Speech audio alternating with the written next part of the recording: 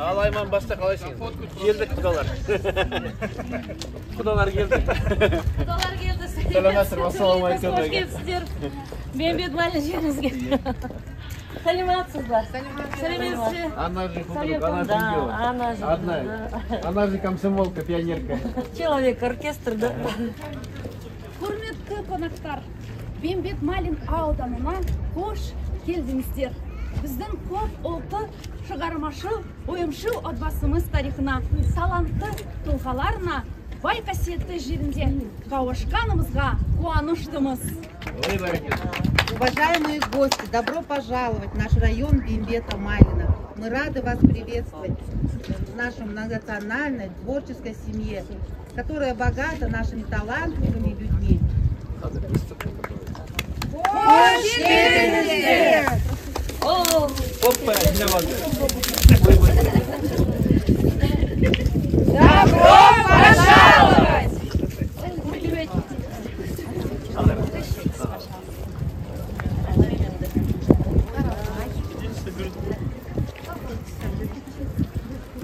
Рахмет. Угощайтесь, пожалуйста, каравай.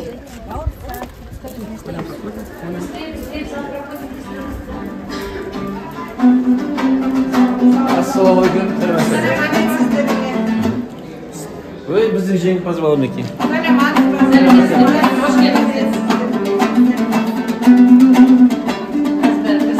Алда тұрған асулардан асайын,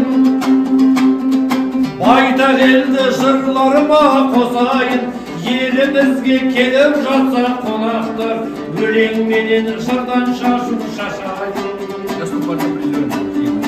Еліміздің ертеңіне сенемін, азды көпті болғаннан соң менемін, арнау айтып дәстүрімді ұстанып, өнерімді қазаққа арнап келемін. Өнерпаздар болған менен әр елде, мықты болсаң көпшілікке дәлелде, Құдайбергеннің немересі Димашқа өз өнерін дәлелдеп жүр әлемде. Бұлақ көрсен көзін ашып демедім, үйретуден жалықпай-ақ келемін, шәкірттерді соңын ертіп құлдырам, мен олардың ертеңіне сенемін. Бейімбеттің биігені тұғырым, осындағы өнерпаздың бірімін, тұлпарлығын тай күнінен танытқан, құлдыраңдап шауып көрсін қылым. Тұлпарлығын тай күнінен танытқан, құлдыраңдап шауып көрсін қылым. Тартып туған ұрпақ едім тегінен, алағайыттың дәміздар мені де, облыстан келіп жатқан қонақтар, қош келдіңдер Бейімбеттің еліне. Елім сағаннан алады өлеңі, нысанаға түк тиетін жебемін, бәйгелерден топты жарған тұлпардың, қолынындай соңына еріп келемін. Ұрпағымыз жабағыдай батырдың, ұрпағымыз Бейімбетті ақынның, бабалардың аманаттың орындап, қазағымның өнеріне жақынмын. Алда асу белестермен шырым бар, жүрек жарды жырларымды ұғыңдар, ал қонақтар босағада тұрмаңдар, қадам басып төрге қарай шығыңдар, ал қонақтар босағада тұрмаңдар, қадам басып төрге қарай шығыңдар. Құрметті қонақтар, біздің аудан өнерлі тұлғаларын мақтан тұтады. Солардың бірі қазіргі таңда алдарыңызда өнер көрсеткен, республикаға есімі әйгілі Мамай Істілеу ақынымыз және Мамай Істілеудің оқушысы, шәкірті, жақында ғана Жас тұлпар облыстық байқауының жеңімпазы, айтыстар байқауының сіздерді қарсы алған бүгін. Қошеметтеріңіз. Мұра ретінде ұрпақтан ұрпаққа шәкірттері өскелең ұрпаққа өнерлерін жалғастырып келеді. Алдай бола.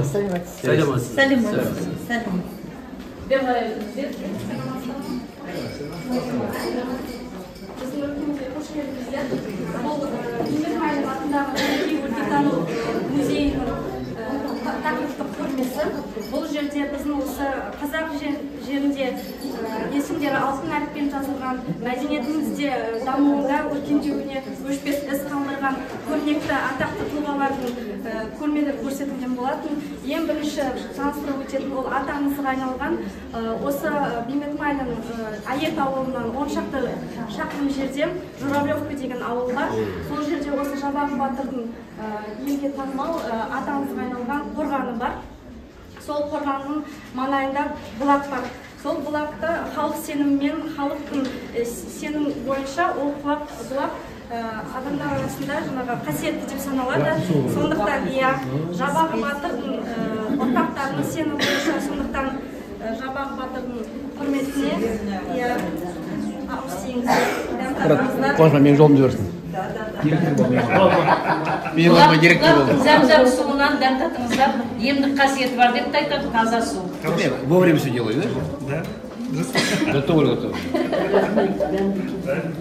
Үш адам дайындап жатыр. Қайсы болды?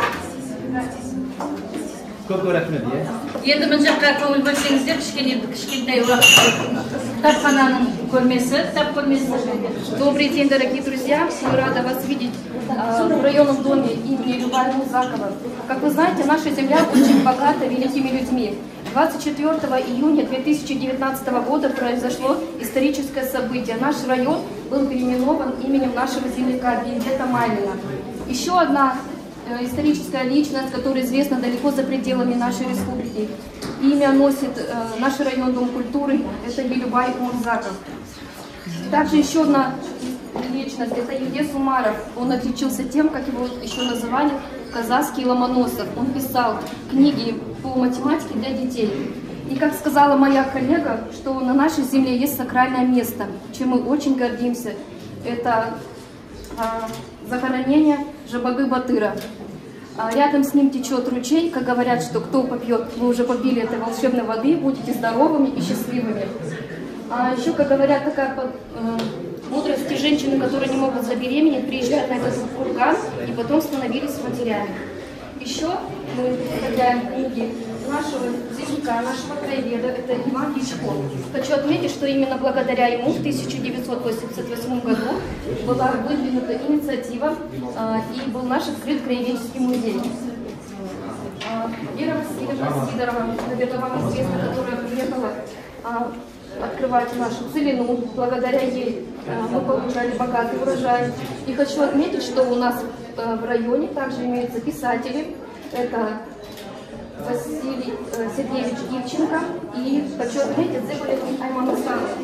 Именно она была инициатором и автором книги «Сердцу милый край». Это то издание, которым пользуются все наши библиотекари. Это кладезь знаний.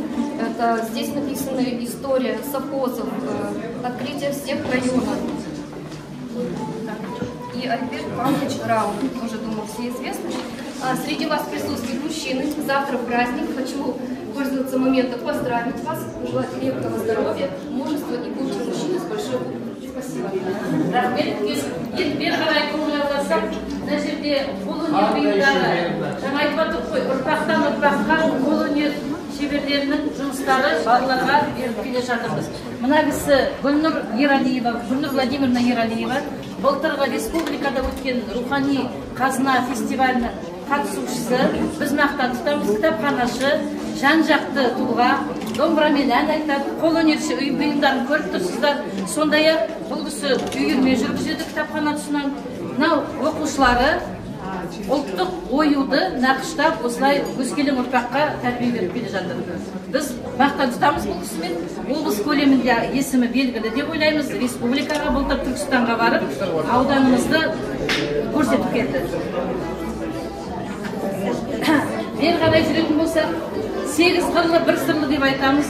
Марат Нұрмұхамбетов, бұл кісі жаңағыдай ән айтады, мәдениет саласына біраз еңбек етіп келе жатыр. Сондай-ақ Былғарыдан мынандай қолөнерлерін жаңағы әбзелдерін жасайды. Қамшы, жаңағы атқамінерлік, бәрі осы қол өз қолымен шебер. Өзі ауылда тұрып мал ұстайды, жаңағы барлық ұлттық нақышта осы өскелең ұрпаққа. Бұл кісінің мамасы өзге ұлттар. сол бірақ әнді де айтады, жаңағы қолөнерді көріп отырсыздар бұйымдарын. Біраздан бері барлық сайыстарға қатысып келеді. Не могу сказать, давно. А енді бәрі қарай жүретін болсақ, біздің ауданымызда балалар өнер мектебі бар. Балалар өнер мектебінің жұмыстары, мына жерде өлкетану жұмыстары, барлық батырлар, қазақтың керемет қыздары жөнінде, мына жерде қыздар осы қыздар, сол үйірменің оқушылары, өнер мектебінің. Енді жаңа айтып отырмын, ұрпақтан-ұрпаққа жалғастырып келе жатырмыз деп, жаңағы таланттарын, өздерінің қол шебер бұйымдарын балаларына, оқушыларына беріп келе жатыр деп. Нағыз туралы айтатын болсақ, 50 жылдан астам осы мәдениет саласында қызмет атқарып келе жатыр. Бұл кісінің есімі бүкіл ауданымызға белгілі Виктор Николаевич Руднев. Да, Виктор Николаевич Руднев бүкіл еңбектері осы мәдениет үйінің театр жұмысы болсын, сахнасын безендіру болсын, осы кісінің қолынан шығады. Виктор Николаевичтің жалғастырушысы, жаңағы өнердің жалғастырушысы немересі Кирилл. Бұл балада өнер мектебіне қатысады, сурет салады, атасының жалғастырушысының. Рахмет, большое спасибо. Енді айтпатып өнер мектебі бар, сол мектептің тұсынан жаңағы қыш өнері кабинет ашылған болатын. Осыдан 1 жарым жыл бұрын ашылған кабинет. Мына кісі сол қыш өнерінің шебері Ильясов Алихан деген кісі, ұстаз. Қазір осы кісінің қолынан шыққан шебер бұйымдар мына жерде көрмеде тұр.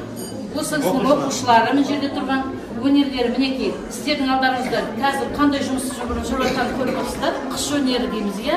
Кабинет бар арнайы. Осы кісі өнерін білгенін жалғастырып келе жатыр. Балшық бізге келді, енді біз заказ береміз. Қайдан аласыз? Қай жақтан аласыздар? Қалаға әлі енді береміз заказ. Өнер мектебі арқылы. Потому что осы ауданда жоқ қойды. Жоқ. Оның технологиясы өте қиын. Алу, айын алу керек. Мінекей мына жұмыстарын тамашалаңыздар, мына жерде жұмыстары. Ал енді бізде халық театры бар екен.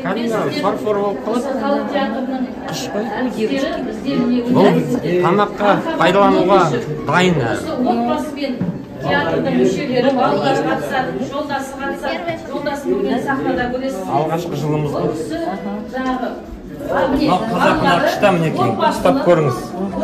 Кәдімгі сувенир. Тамашалаңыздар. Қорсып істеді. Шын қалай жүреді? Ішіне напыление болады, глазурьда.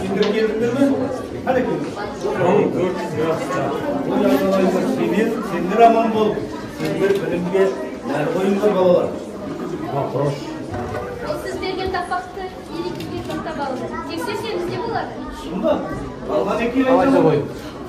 Оқса білім бұлағы, оқса елдің оланы, тіріменен елге жан беріп, ел үшін жұмақ қылады. Өте керемет. Ой, айналайындар. Сендерді көріп, қуанып қалдың ғой. Сендер оқып білім алыңдар. Сендер елдің болашақсыңдар. Қараңғылықтың, надандықтың көрпесін айқара ашатын сендерсіңдер айналайындар. Жақсы адам болу үшін не істеу керек? Оқу керек. Дұрыс айтасың. Оқу керек. Бізге білім керек. Надандықты біз тек қана біліммен шыңына шығамыз айналайындар. Ал барабайындар. Ертеңгі ойынымызға дайындалыңдар. Рахмет. Қазақтың өзінің балалары, ұлы мен қызы Сапар Ерғалиев атындағы мектептің оқушылары. Енді қарай жүретін болсақ, кешіріңіздер, өтіп кеткен жерде. Қандай ке? Мына жерде республикалық байқаудың жеңімпаздары Айбек Балтабай, жақында ғана Алматыдан келді. Оқушысы Тамерлан Бақытжан. Гран-при Алматыда алды. Жақында ғана жуырда жүлделі орынға ие болып келді. Алдарыңызда. Bir қайырыңдар.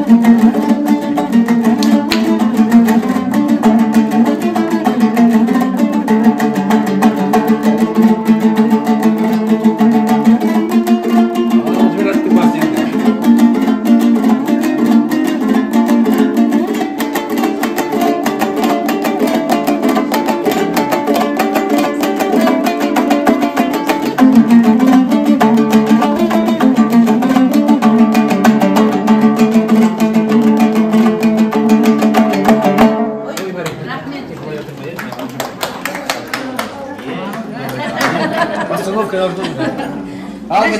бір қайырымды. Владимир Луш, Марк Забелин және Полина Лисавет. Жаңа айттық қой, ұрпақтар жалғастырушы деп. Мына кісі ата үлкен буын, орта буын, кіші буын.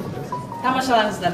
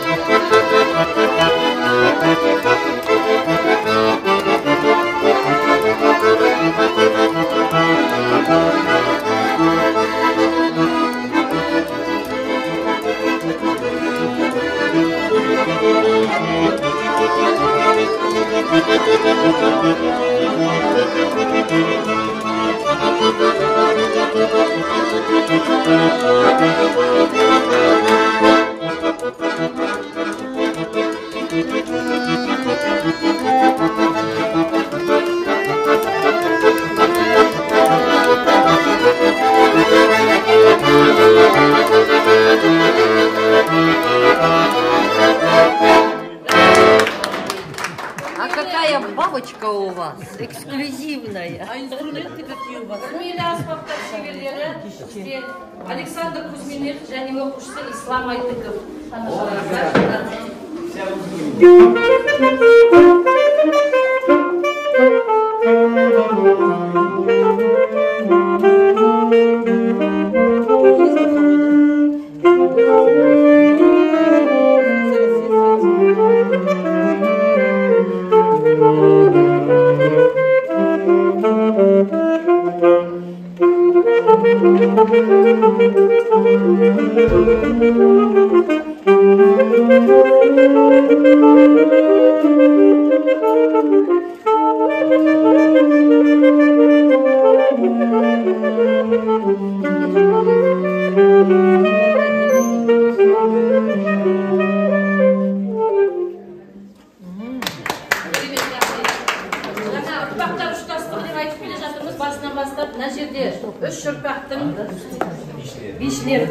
Наталья Маркова, біздегі экзерсис би тобының жетекшісі. Бұл кісінің қызы Елена Трофимова, немересі Вероника. Би өнерін жалғастырушылар осы біздің ауданның бетпестақ бишілері.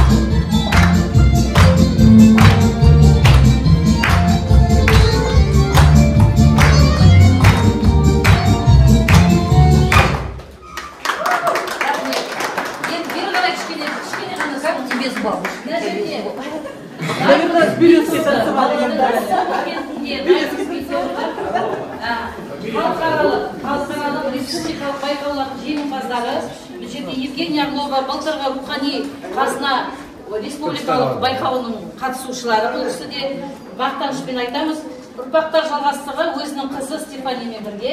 Тамашалаңыздар.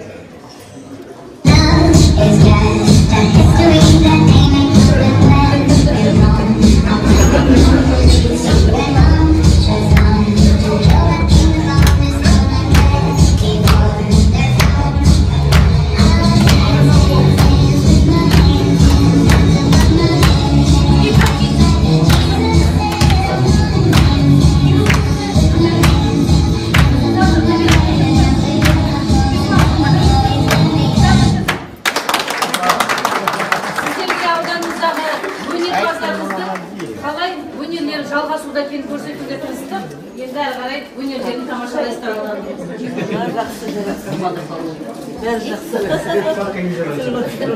Рахмет көңіл бергендеріңізге.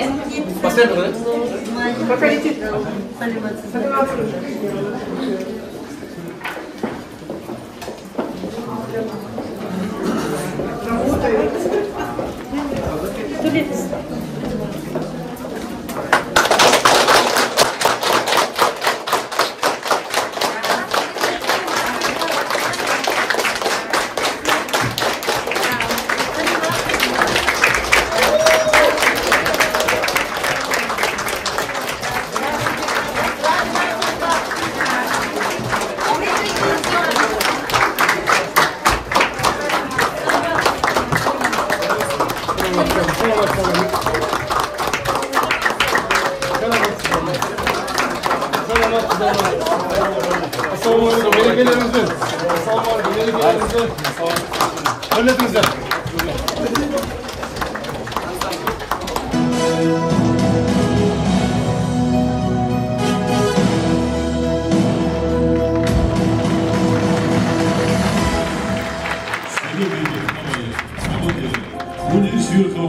Сәлем берді, көтергені, шабыққа осы кешке, өнерге толы келуеді, ағы келді. Армысыздар құрметті қонақтар, құрметті көрермендер, Бейімбет Майлин ауданы, шығармашылық ұжымының 36-шы, өнеріміз саған Қазақстан атты, облыстық көркем өнерпаздар байқауға қош келдіңіздер. Уважаемые наши зрители и гости нашего района, мы приветствуем вас на выступлении творческого коллектива района Бейімбета Майлина в рамках 36-го областного фестиваля самодеятельного народного творчества. Құрметті жерлестер, ауылдастар, бүгін концертті ауданымыздың өнерпаздары сіздерге арнайды. Қабыл алыңыздар. Рано видеть вас, уважаемые односельчане, поздравляем вас с праздником музыки и песни и посвящаем сегодняшний концерт вам. Но прежде чем продолжить, мы с удовольствием представляем наше уважаемое жюри. Әдін қызлар алғасымен таныстырып өтейік. Қазылар алғасының төрайымы Әзімжанова Сәуле Епқан-қызы, Қостанай облысы әкімдігінің басшысы, мемлекет мекемесінің басшысының орынбасары. Колхаев Дамир Ельтайұлы, руководитель областного центра самодеятельного народного творчества и киновидеофонда, управление культуры акимата Костанайской области. Шахаева Салтанат Ануарбек-қызы, Қазақстан Республикасының мәдениет саласының үздігі, педагогика ғылымдарының кандидаты, Ахмет Байтұрсынұлы атындағы Қостанай өңірлік университетінің өнер кафедрасының доценті, Елубай Өмірзақов атындағы облыстық филармониясының жастар камералық хорының жетекшісі және дирижер. Доспанова Салтанат Муратовна, заведующая кафедрой хореографии коммунального государственного казенного предприятия Костанайский педагогический колледж, управление образования акимата Костанайской области. Хамидов Мурат Сабитова, Костанай облысы әкімдігі, мәдениет басқармасының облыстық көркем өнерпаздардың халық шығармашылығы кинобейнеу орталығы, ұлттық жанр әдіскері. Шаркенов Куаныш Селипайло, методистско-хореографический коллектив областного центра самодеятельного народного творчества и киновидеофонда управления культуры акимата Костанайской области. Бүгінгі мерекеміздің құрметті қонағы Бейімбет Майлин ауданы әкімінің орынбасары Әлмағамбетов Марат Берікұлы. Өнерге таланттарыңызға, өнердің биік шыңына қанат қағып, самға бердіңіздер деп тілейміз. Сонымен, 36-шы өнеріміз саған Қазақстан атты облыстық көркем өнерпаздар байқауын ашық деп жариялаймыз. Біздің концертімізді ашатын Әйет қазақ аспаптар ансамблі, құрманғазының күйі сарынжақ, жетекшісі Айбек Балтабай.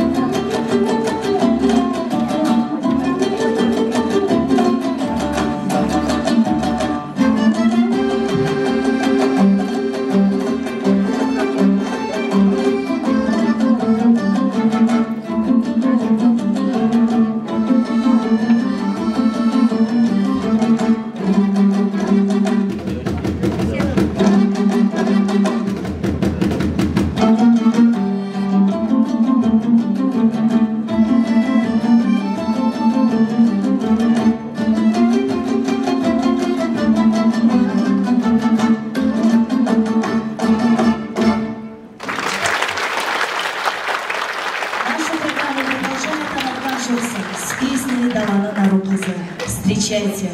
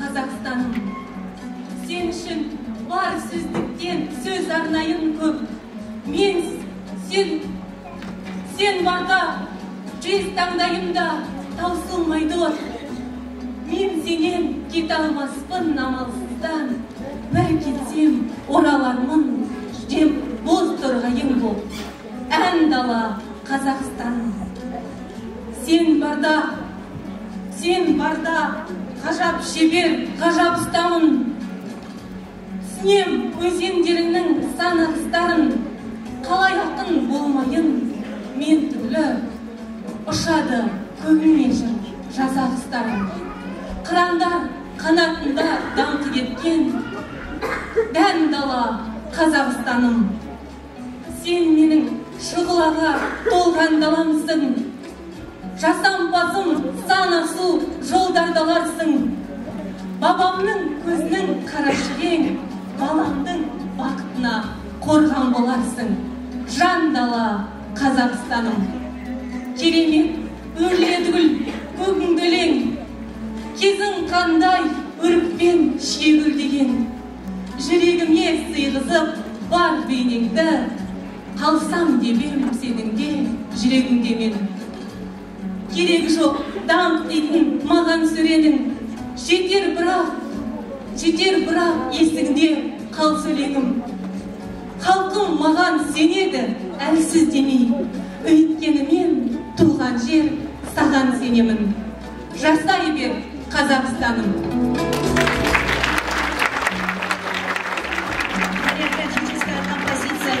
На сцене народный танцевальный коллектив «Экзерсис», руководитель Наталья Маркова.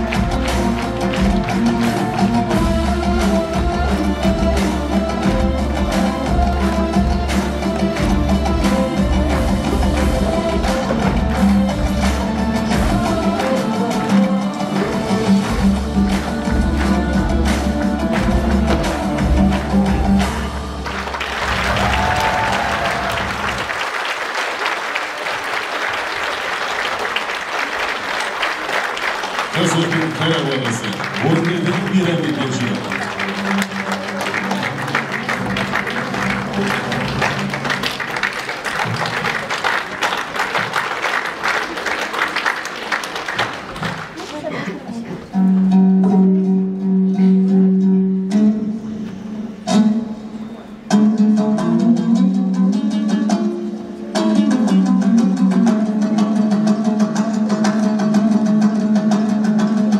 Еңізді жүрген елі болмас, етектен кесіп жеңіл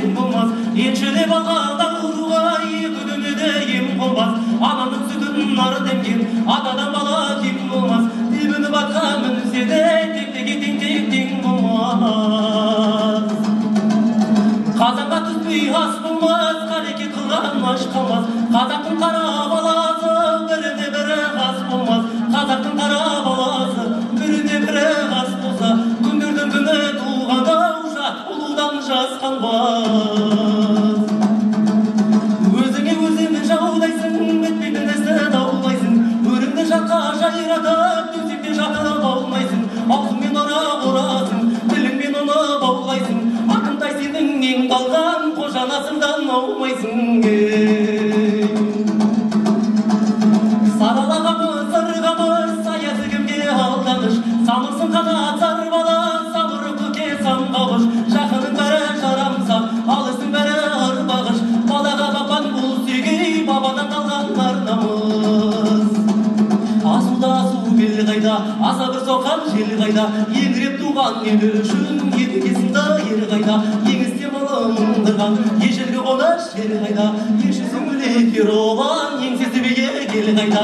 Еңсесі бие ел қайда. Еңсесі бие ел қайда.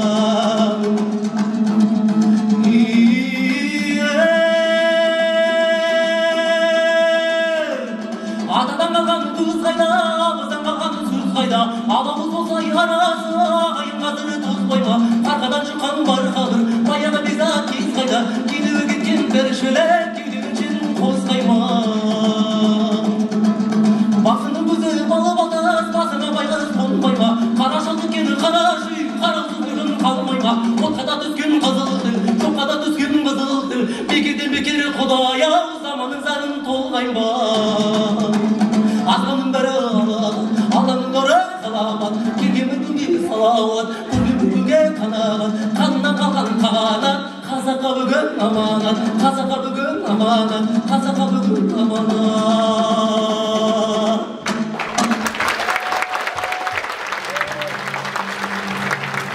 Қызыл қылығаны күлдірген, ордайдың тарихаты күлдірген.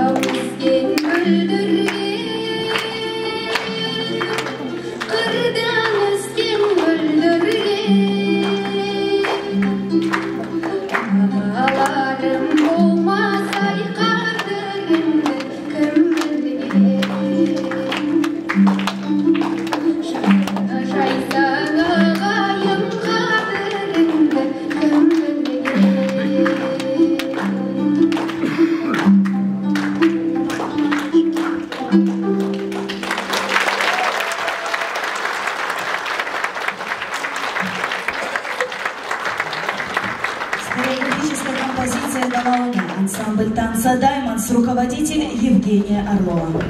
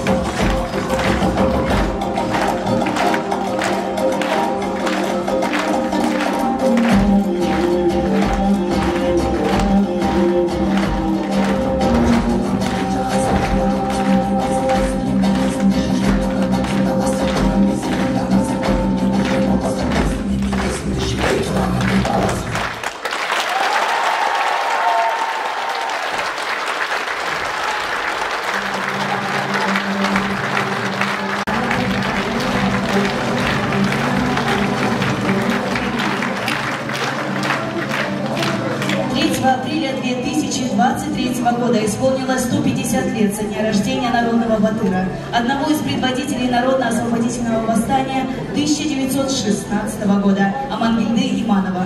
С именем Амангельды, открывшим новую страницу в истории Казахстана, связывают важнейшие повороты в судьбе народа, борьбу за земли, противостояние внешним врагам, защиту свободы и независимости государства, значимые политические и культурные достижения.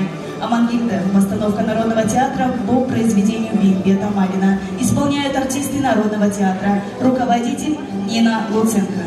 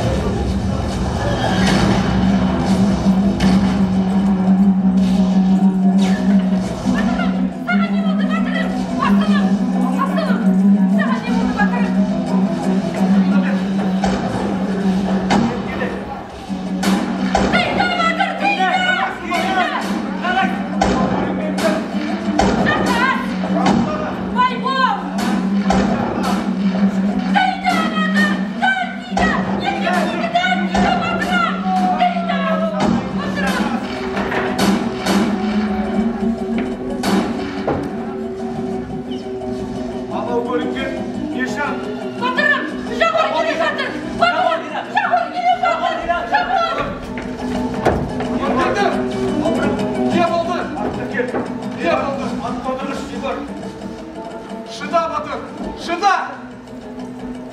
Всех врагов приведу к тебе сюда! Шида, Батыр! Шида!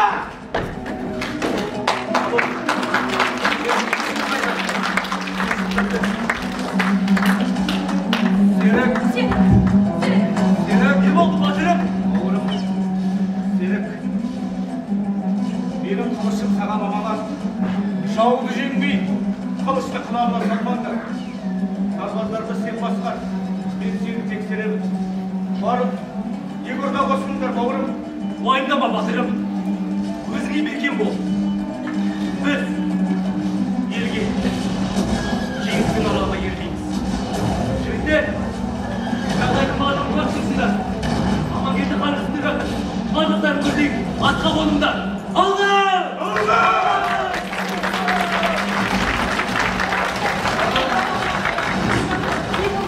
Көріп тұрсың. Батырым, мен Торғай қаласын көріп тұрмын, Батыр. Керек даланы көріп тұрмын, Батырым. Кімнің қылышы? Ол біздің Серікпен Жагордың қылышы, Батырым. Жауды жеңбей, ел жаралмаңдар, сарбаздарым. Ура! Ура!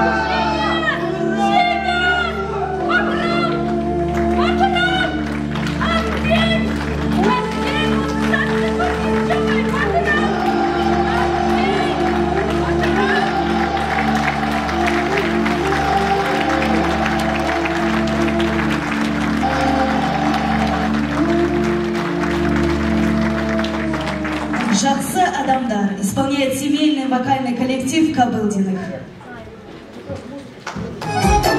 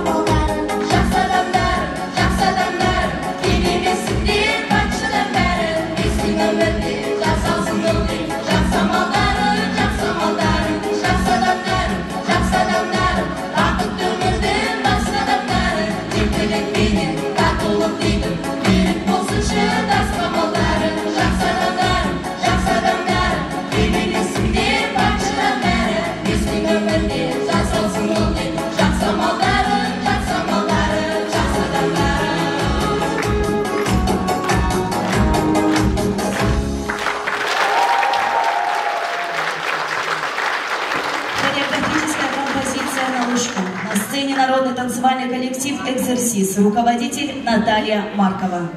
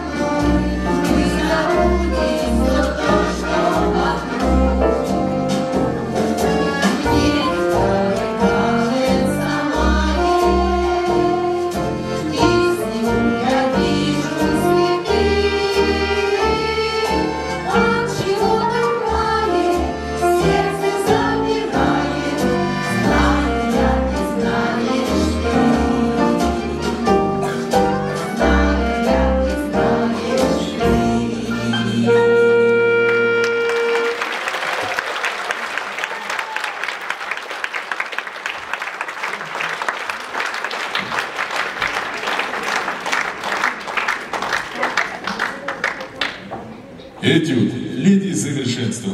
На сцене цирковая студия «Арабеск». Руководитель Гульгасия Кадыкова.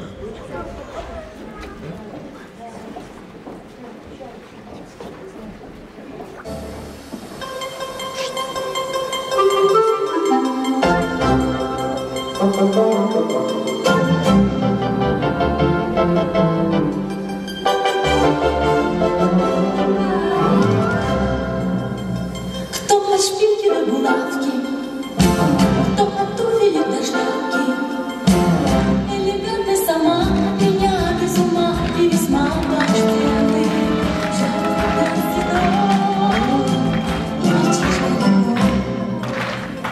И когда легко и просто выхожу на перекресток, 100 автобусов в ряд неподвижно стоят и гудят машины. Красоте салют, леди, как вас зовут? Мэри, леди Мэри, леди Мэри. Само совершенство, вы само совершенство, от улыбки до жеста, выше всяких похвал. Ах, какое блаженство, ах, какое блаженство, знать, что я совершенство, знать, что я идеал. Леди Мэри, Мэри, так милый и простой, лечит лучше, чем микстур, и легко без затей, лучше разных врачей всех людей спасает. Летом и зимой, лишь дети могут стать взрослее, только я не постарею. И опять буду все вспоминать и мечтать о встрече.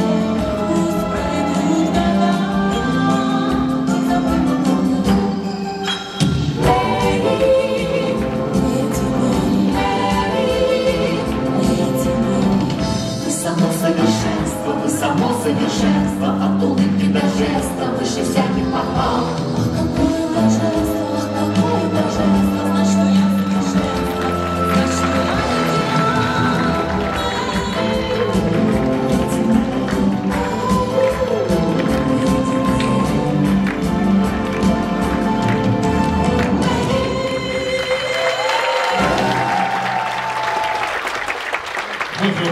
Орден Асан Орден.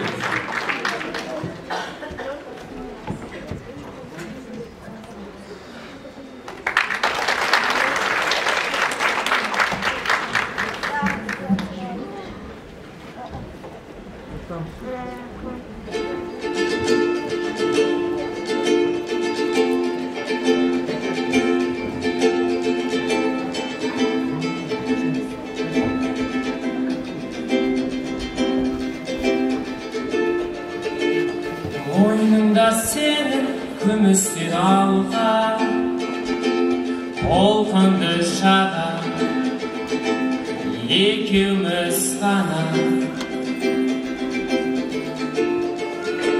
сарымыз бітпей жалғасты таңға жағымды жанға мен дәрман бар ма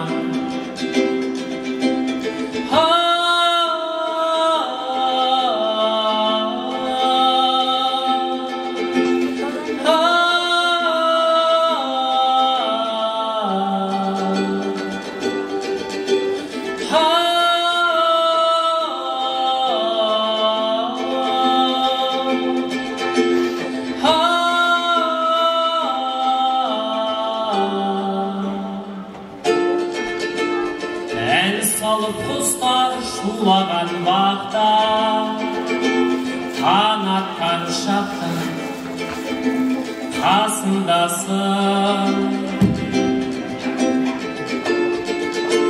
қоштасып ұзақ кетуге қимай кеудеме сыймай махаббатым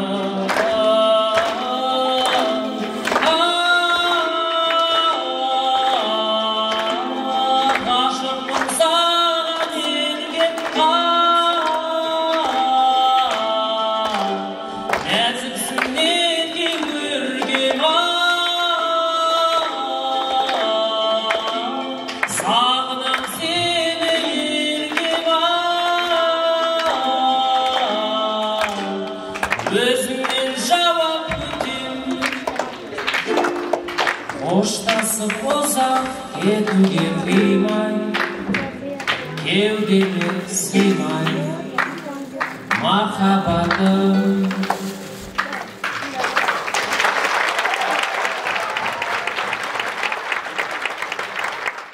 Либертанго исполняет Марк Забелин и Полина Заселец.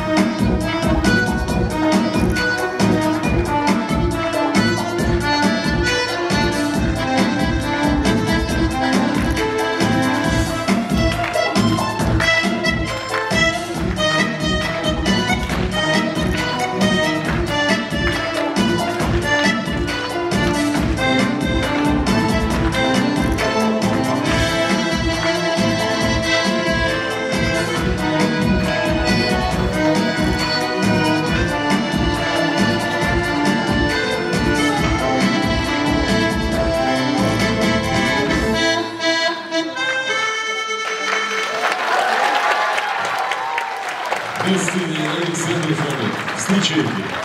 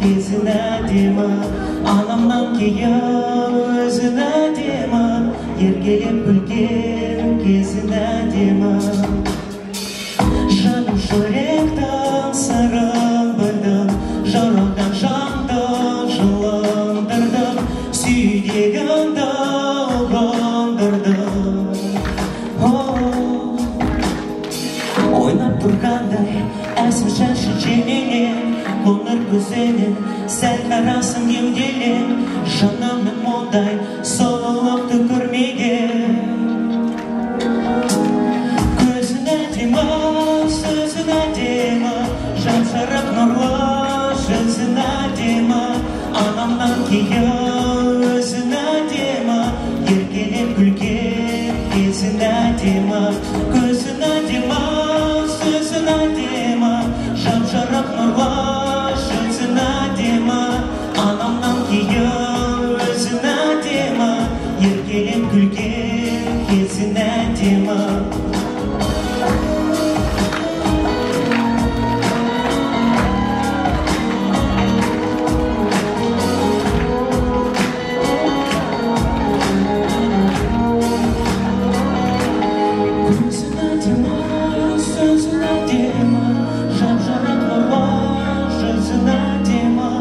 Anamdan keyin özüne dema, yerkelep gülgen kezine dema. Anamdan keyin özüne dema, yerkelep gülgen kezine dema.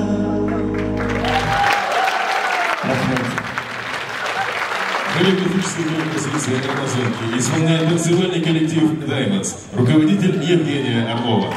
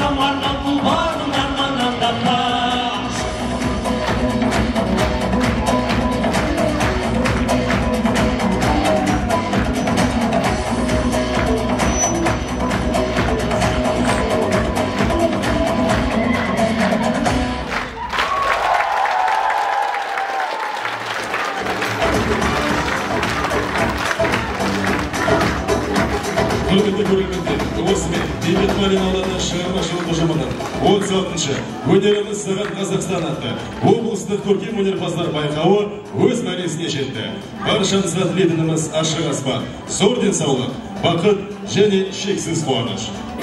Уважаемые друзья, пусть и наши добрые свершения, все достижения будут во имя процветания родной отчизны. Пусть всегда сохраняется мир, единство и согласие на нашей земле. Пусть удача сопутствует каждому жителю всей нашей Родины, Республики Казахстан. На этом наша программа завершена. Мира, счастья, процветания нашему общему дому. Всем нам до новых встреч! Аман сау болайық!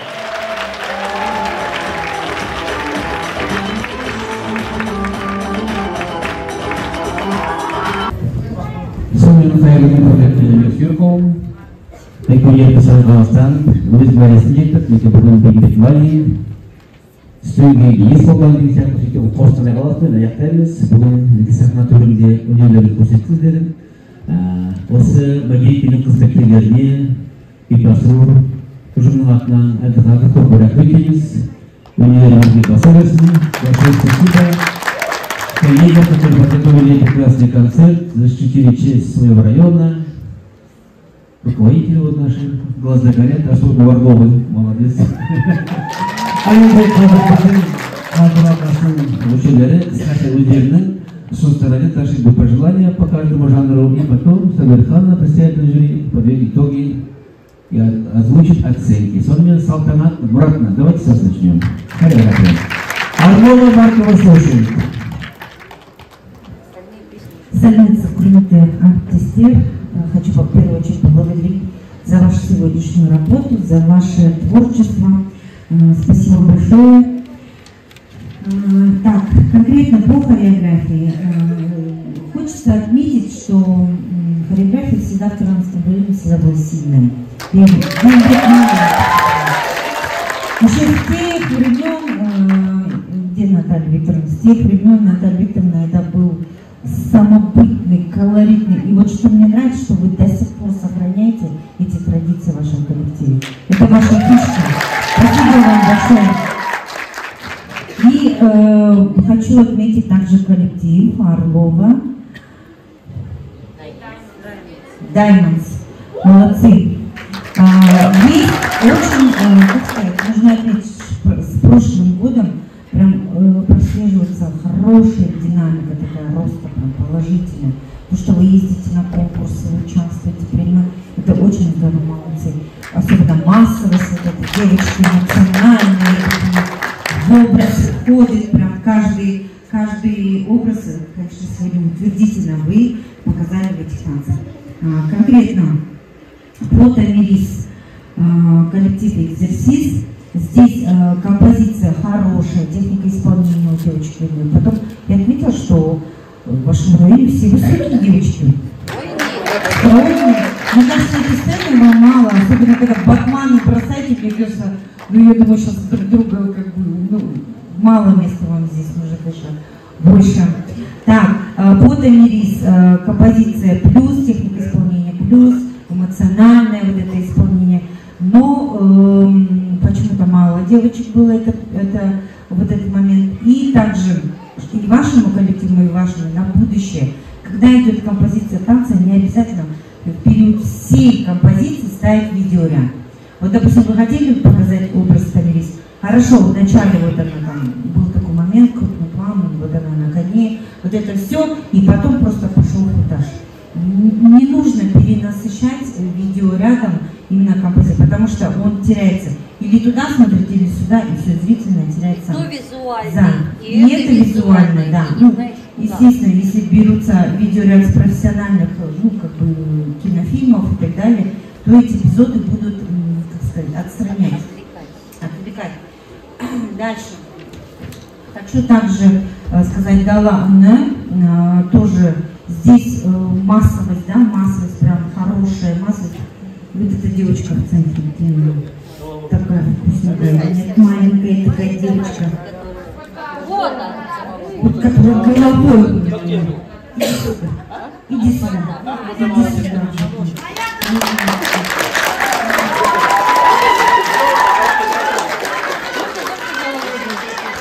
Эмоциональная такая умница, такая хорошая, прям яркая. Вот всегда ее в центр ставьте. Она будет прям вытаскивать. Да. Молодцы. Наш следующий номер на Лужко, Наталья, это ваша фишка, это здесь. Ну, без шутки я не хотела. И также на Лужко вот чуть-чуть там непонятно было по музыкальному произведению. В конце почему-то пулька пошла, что-то мы не поняли. Я поняла, что было, но почему-то вот это пошла как-то или... Ну, потом поговорим по музыкальным произведениям. Дальше, следующее леди... Ой, нет.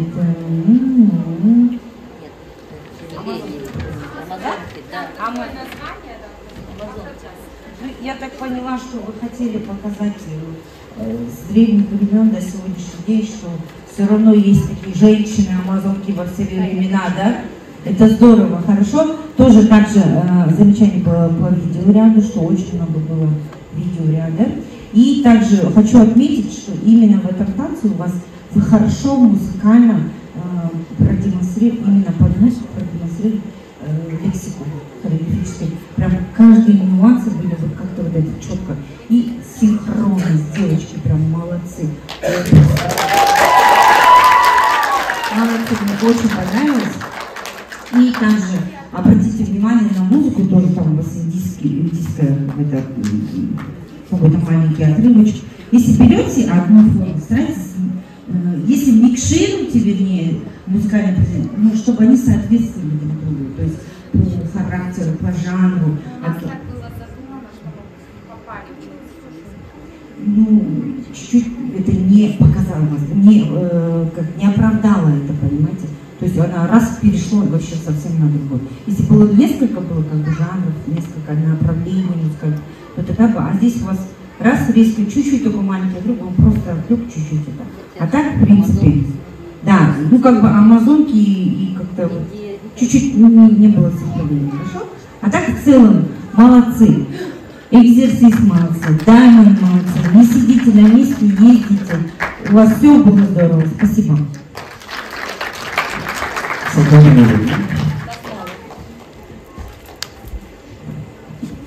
Сәлеметсіздер, құрметті Бейімбет Майын ауданының тұрғындары. Біз өте қуаныштымыз. Мына жерде біздің шәкірттеріміз де бар, осы жерде біздің балалар жүрген, солардың өнерін жандырып, осы жерде қазақтың исін шығарып дегендей, соған өте риза болып отырдық. Уважаемые жители района Бимбета Майлина, мы рады вас приветствовать. Вы знаете, я сегодня на одном дыхании просмотрела ваше выступление и осталась в таком твердом убеждении, что у вас очень хорошие возможности и очень сильный потенциал. Где-то, конечно, были недоработки, но это везде, в каждой работе бывает, но тем не менее очень такая многожанровость, много национальность, культур. Вот, чувствуется, что здесь все направления как бы освещаются. В целом такое хорошая такая твердая уверенность такая в том, что здесь культура действительно работает, она живет. Ну, давайте по номерам, да? Значит, даланың ару қызы Таңатхан жүрсін. Таңатханның дауысы керемет енді. Бәрі өте сондай алып кетті. Бірақ бізге мынандай кішкене инструментовка бір кішкене құлағымызға жағымды какой-то бір жерлері болды, как будто бы.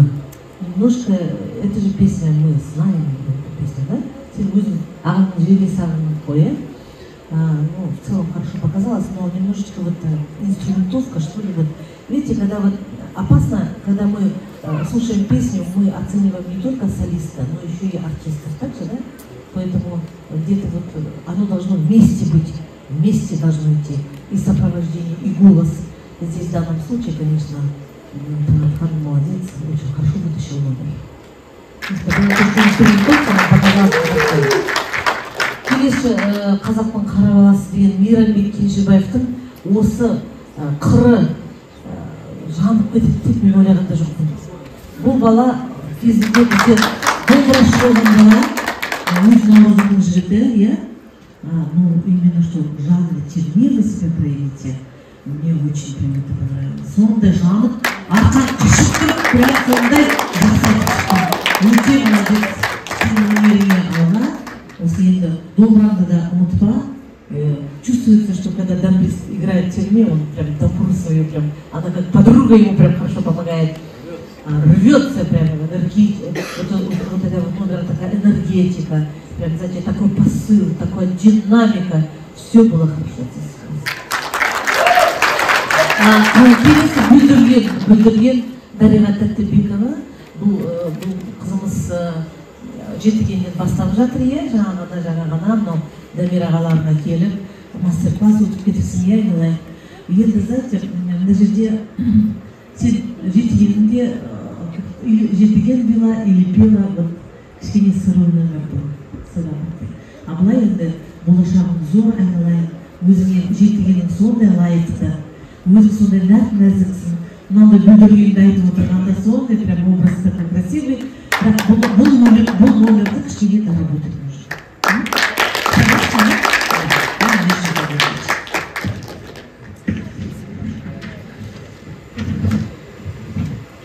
Но отбасылық ансамбльдері бізде әрбір районда өте жақсы көрінеді, өте жақсы болады. Бұл деген енді біздің баяғыдан келе жатқан өзіміздің бір дәстүріміз ғой, отбасы. Қазақ отбасында отырып алып, шай ішіп отырсақ та өлең айтамыз. Әжелеріміз баяғыда ұршып үйріп, сүт салып отырғанда өлең айтып отыратында, соның бүкіл өлеңдері құлағымызға шалынып, сондай өлеңде біз өскен адамбыз. Сондықтан отбасы деген өлең айтып, өнерге жеткен бәрі сонда басы иеміз. Ал енді бірақ мына жерде папасының екінші дауысы тамаша болды. Папасы жалғыз өзі как мужчина, он вел второй голос в своей девичьей команде, да?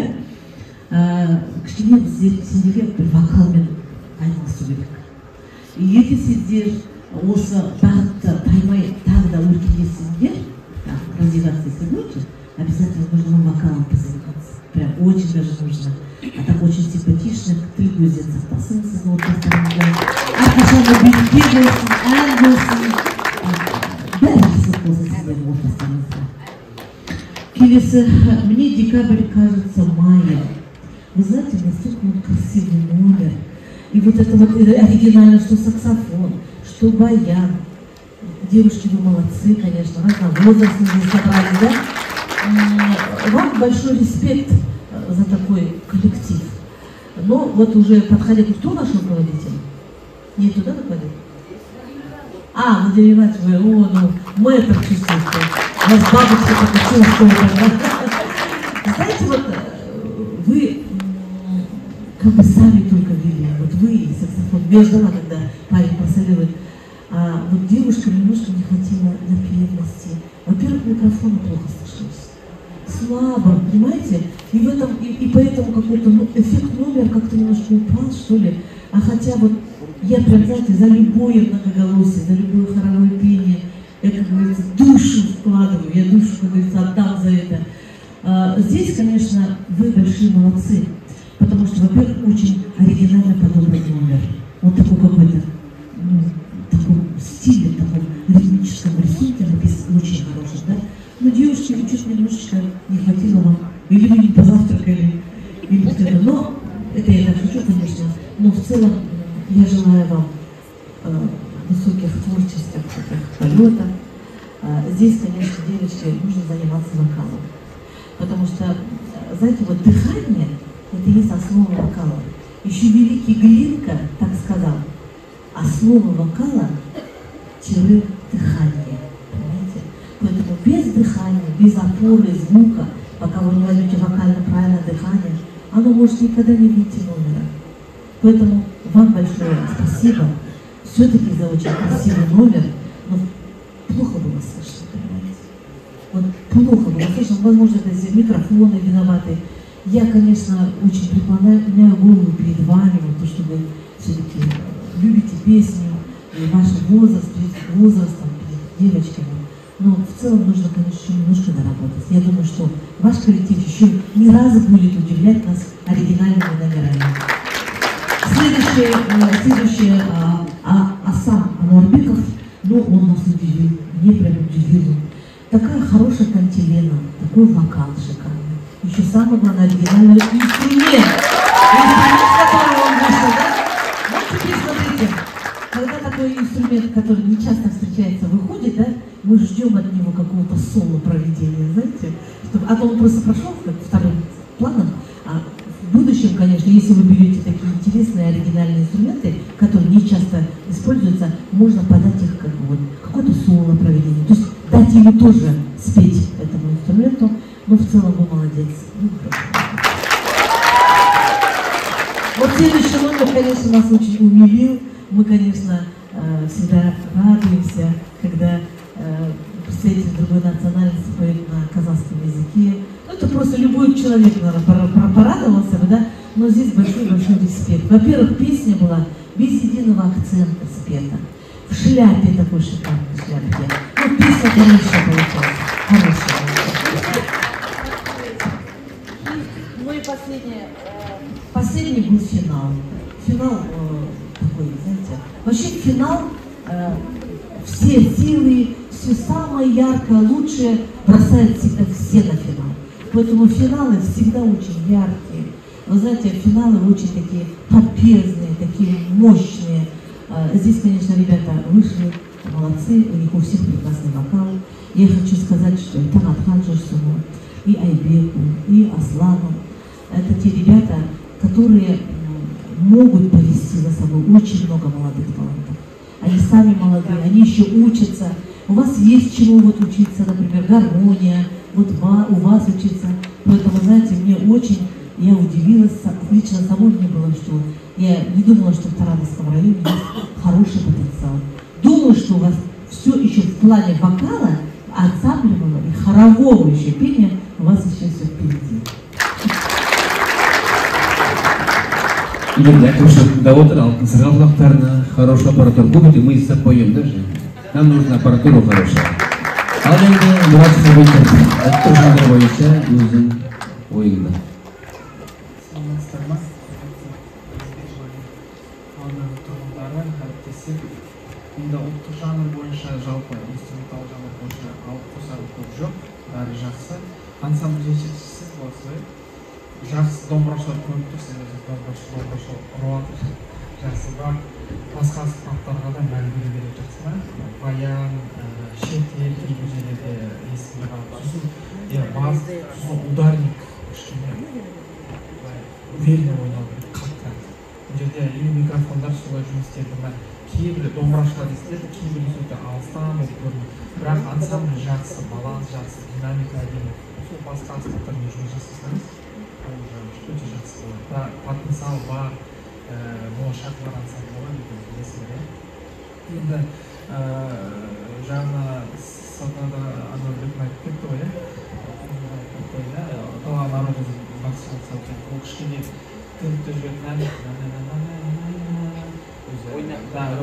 жаңа вариантта жаңа мен түсіндім, бірақ әдемі істейміз басында, но инструмент только үшінші куплетке барғанда не надо, потому что сіз ровно на мелодию идете, а там мешает. Тогда надо было тогда 8 играть, 16 вот раньше не дает развития. Лай жақсы, я идею понял, что вы хотели начало, а потом сразу спасибо. Да, но когда он на сцене, обязательно ансамбль раньше раньше движение ярко создавать, кульминация ворога, да, а ансамбль чуть-чуть мешает, он должен там развивать. Я не вам это, я то, что говорю, ансамбль чуть-чуть мешал. Потом было либертанго, да? Либертанго очень хорошо, но было бы еще лучше, если аккордеон сыграл один. Мне не хватало прямо, чтобы соло был на аккордеоне. Бірақ былай жақсы, баланс, екі либертанго тыңдадық, да? Сіздікі жақсы, сіздікі либертанго ұнады, бірақ менің құлағымда кішкене аккордеон нелерді нетті, иә, кішкене. А так либертанго, да, я говорю, что если был бы один аккордеон, один баян был бы сейчас супер. Ну, и так было супер. Спасибо вам. Енді біздің Халиман бауырымыз балдамаса бір, енді осы бүкіл байқаулардың, осы концерттің бағдарламасының режиссері туралы Қуаныш Серікбайұлы айтып Ақтаудың Бейімбет Майлин ауданының тұрғындары, сіздерге көрсеткен тамаша концерттеріңізге көп рахмет. Енді концертті в общем алғанда қарағанда өте әдемі өтті, бәрі орнықты, өз орнында. Орысша айтқанда чистый концерт дейді, чистый, бүкіл все номера отработанные. Видно, что над концертом, над программой тоже молодежь работали, и студенты наши, Бек, Асан. Сіздерге көп рахмет, осындай әдемі концерт көрсете беріңіздер. Хореография жағынан енді білеміз, Бейімбет Майлиннің кішілері мықты екенін. Ағартай тоқтамаңыздар, осылай дамый беріңіздер.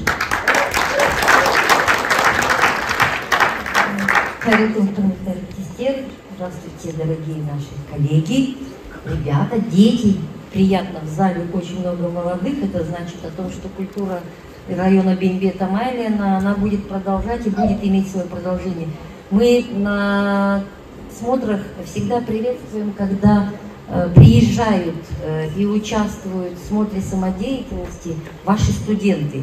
Даже если они сейчас временно выехали и учатся в учебных заведениях, правильно делаете, надо приезжать, надо их поддерживать. Надо возвращаться и, закончив учебу, продолжать поднимать, потому что, особенно за время пандемии, мы все поняли, кроме хлеба хочется еще и зрелищ, и с удовольствием приходят, и ваши зрители приходят, и вас любят, и поддерживают, поэтому все то, что вы делаете, это очень нужно, это очень важно. И спасибо акимату и руководству района за поддержку. И знаем, что уже какие-то суммы были выделены, и костюмы у вас каждый год новые, особенно у коллективов творческих, танцевальных. Если еще купить им супер микрофоны, то все будет слышно.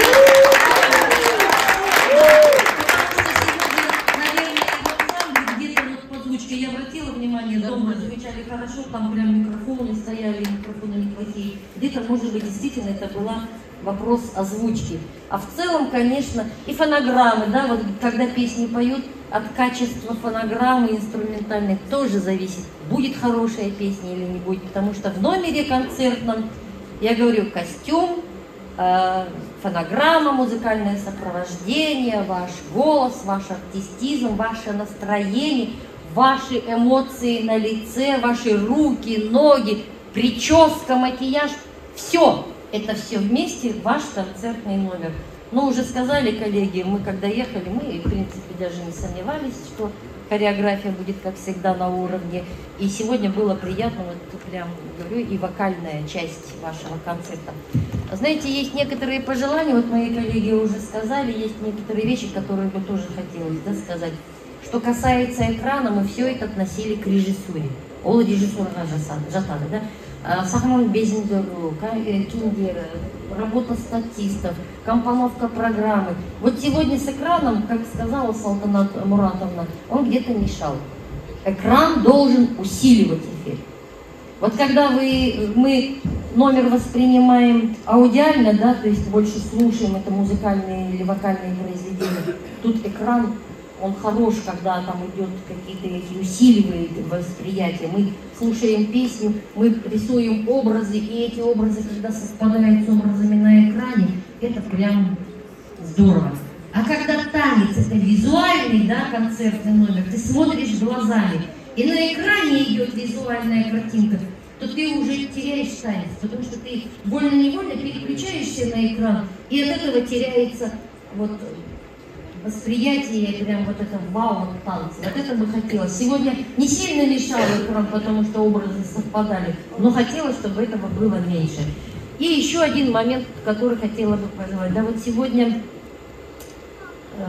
в одном месте в качестве статиста сыграл роль ведущий. У него роль другая. Мы его воспринимаем и смотрим в качестве ведущего. И когда ведущий выходит и работает статистом, рабочим сцены, да, но это немножечко не то. Потом мы знаем нашего Акына, как инструменталиста, он тоже сегодня выполнял роль статиста. Возьмите статистами другого. Это не должны быть артисты, выступающие в номере. Мы не должны видеть артистов. Он должен выйти в этом костюме и в номере. А когда мы его видим вот где-то еще мимо этого, тоже ожидание, ощущение, оно тоже, да, вот согласитесь со мной, наши коллеги, что статистами надо брать отдельных людей, которые не выступают в концертах. Артист должен настроиться, он не должен отвлекаться, что ему надо микрофон ставить. Осындай ұсыныс біз жақтан болады, да. А так, концертная программа в целом очень хорошее впечатление произвела. Теперь долгое время не буду занимать, все пожелания мы сказали. Это не критика, это пожелание, чтобы было еще лучше. Спасибо вам за ваше творчество. Новых творческих еще успехов, чтобы было еще круче. Ну, теперь оценки. Күй саранжак, 23. Ду пол шапала. 23 это не 18 и 19. Поддержите своих коллег, они тоже старались чуть-чуть, где-то были какие-то нюансы, но это тоже, знаете, не очень-то легко, когда выходишь ты один или когда ты выходишь, и ты должен слышать. Поэтому сізге көп рахмет. Даланың қызы 23. Вот по этому номеру хотела сказать. Все понимаю, форс-мажор нам объяснили, да, өкінішке орай, осындай жағдай болды, бірақ если бы вы читали с листа, с пюпитра, да, мы бы сняли 1 балл. Не спорю, да, сняли бы. Но при этом тогда надо было взять манер леповку, да. Тут или пюпитр низко поставили, и она не видела исполнителя слова, потому что тогда, может быть, надо было взять в руки, и это было прям мешало. Поэтому, да, форс-мажорная ситуация, да, вы спасли 1 жанр, вы плюс получили 1 балл, но на этом потеряли 3 или 2 балла, я не помню сейчас скажу. Но я говорю, даже читая с листа, потому что не успели выучить, вот здесь можно было все-таки, даже за оставшееся время, чуть-чуть вот с выразительностью чтения. И без вот этих пауз, без этих остановок все-таки отработать. Тут даже технически немножечко было. Но все равно за то, что вы вышли, спасли свой коллектив, свою культуру, потому что это... Попробуйте мне скажите, выходи сейчас на сцену, потому что у нас тут дыра образовалась, и это не каждый согласится. Поэтому вам аплодисменты за то, что вы боялись, и один балл все-таки многожанрово в этом получили. Рахмет сізге. Итак, Жанат дала 21. Талерис 24. Қазақтың қара баласы 25. Қалықаны Бүлдірген 23. Дала ұны Даймондс 25. Халық театры 23. Сейчас скажем, чего нам не хватило. У вас театр, он давно. Мы знаем, как они у вас играют, какие они были постановки, история у этого народного театра. Сегодня фонограмма, вот она мешала. Нам не было слышно артистов. Да, рахмет сізге. Келесі жыл ұсыныстарды, да. Жақсы адамдар 23. Намушку 25. Где декабрь кажется маем 23. Леди совершенства. Ну, тут надо чуть-чуть посовершенствовать работу с мячами, и будет вообще супер совершенство. Пока сегодня было чуть больше хореографии, чем оригинального жанра. Жермаека. Махабаттум. Жермабес. Либертанго. Жерматер. Кузьмадина. Жерматер.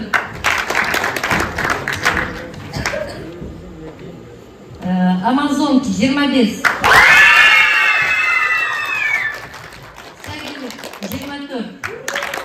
Режиссура, Жермабес.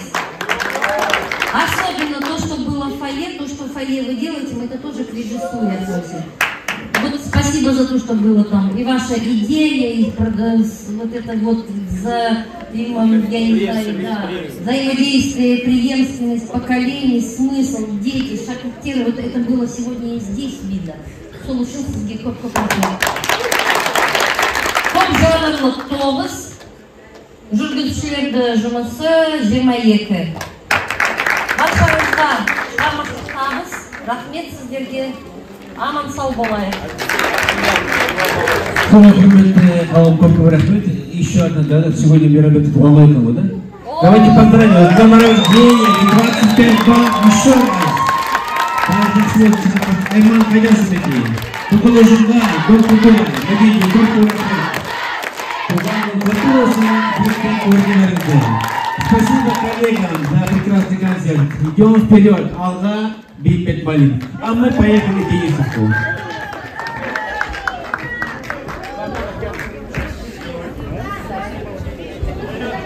Сфоткаемся, может? Как? Сфоткаем? Вот только на телефон пойдет, что?